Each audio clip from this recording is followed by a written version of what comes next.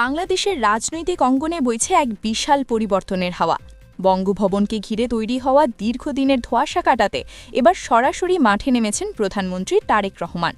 বিভিন্ন নির্ভরযোগ্য সূত্রে খবর পাওয়া যাচ্ছে যে বর্তমান রাষ্ট্রপতি মোহাম্মদ শাহাবুদ্দিনের উত্তরসূরি হিসেবে দেশের হাল ধরতে যাচ্ছেন শান্তিতে নোবেলজয়ী অর্থনীতিবিদ ড মোহাম্মদ ইউনুস।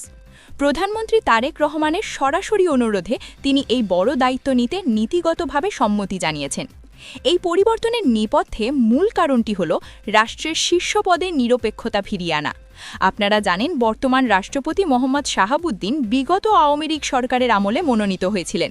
গত জুলাই বিপ্লবের পর যখন দেশ নতুনভাবে যাত্রা শুরু করেছে, তখন ছাত্র জনতা এবং বর্তমান সরকারের একটি বড় অংশ মনে করছে যে ফ্যাসিবাদের দোসর হিসেবে পরিচিত কেউ রাষ্ট্রের অভিভাবক পদে থাকতে পারেন না।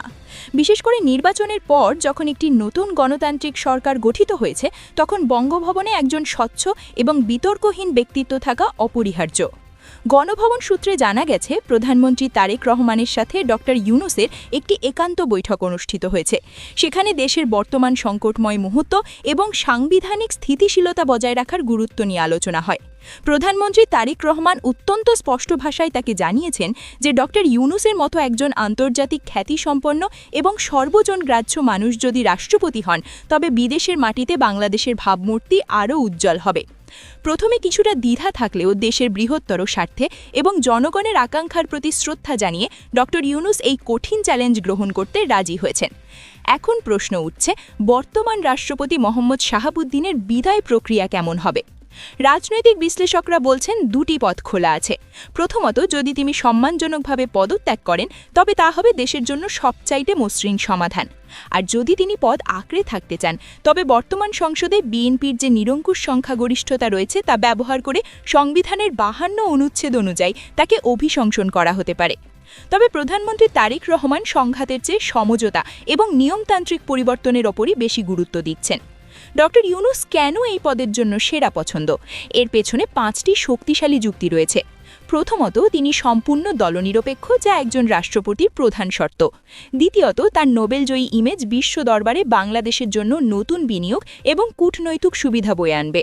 তৃতীয়ত, অন্তর্বর্তীকালীন সরকারের প্রধান হিসেবে কাজ করার ফলে প্রশাসনিক জটিলতা সম্পর্কে তার গভীর জ্ঞান রয়েছে। চতুর্থত, তার সততা এবং স্বচ্ছতা নিয়ে দেশের ভেতর ও বাইরে কোনো প্রশ্ন নেই।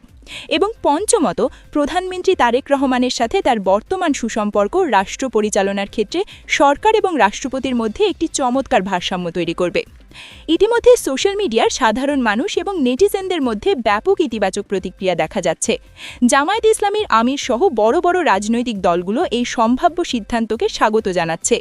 মানুষ মনে করছে ড ইউনুস রাষ্ট্রপতি হলে বাংলাদেশ সত্যিকারের একটি সংস্কারের পথে হাঁটতে পারবে।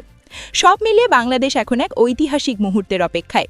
একদিকে যেমন আওয়ামী লীগ আমলের শেষ চিহ্নের বিদায় ঘণ্টা বাজছে, অন্যদিকে ড ইউনুসের হাত ধরে এক নতুন যুগের সূচনা হতে যাচ্ছে। তারেক রহমানের এই সাহসী উদ্যোগ এবং ড ইউনুসের সম্মতি, এই দুয়ে মিলে বাংলাদেশ এখন কোন দিকে মোড় নেয় সেটাই এখন দেখার বিষয়। বঙ্গভবনের এই পালাবদল নিয়ে পরবর্তী প্রতিটি আপডেট আমরা আপনাদের কাছে পৌঁছে দেব। আপনার মূল্যবান মতামত কমেন্ট বক্সে জানাতে ভুলবেন না।